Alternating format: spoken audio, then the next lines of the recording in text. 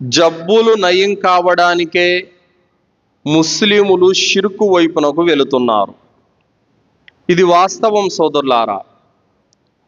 ముస్లిములందరికీ కూడా అల్లాహ్ అంటే ప్రేమే, అల్లాహ్ అంటే భక్తి ఉంది, అల్లాహ్ అంటే విశ్వాసం ఉంది, అల్లాహ్ అంటే నమ్మకం కూడా ఉంది. కానీ జబ్బులు వచ్చినప్పుడు వాటికి భయపడి ఆ జబ్బులు నయం కావడానికి షిర్కు వైపునకు వెళ్తున్నారు. ఎందుకు వెళ్తున్నారు షిర్కు వైపునకంటే అల్లాహ్ పట్ల భక్తి ప్రేమ లేక కాదు, వాళ్ళు మాకు జబ్బులు నయం చేస్తారు అన్నటువంటి ఒక పిచ్చి నమ్మకంతో వెళ్తున్నారు.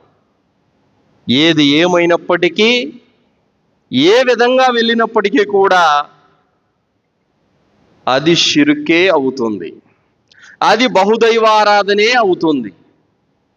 అంటే ఏ ముస్లిమునైనా మీరు అడిగినట్లయితే నిన్ను పుట్టించిన దేవుడు ఎవరు అని అడిగితే నన్ను పుట్టించిన దేవుడు అల్లాహ్ అని చెబుతాడు.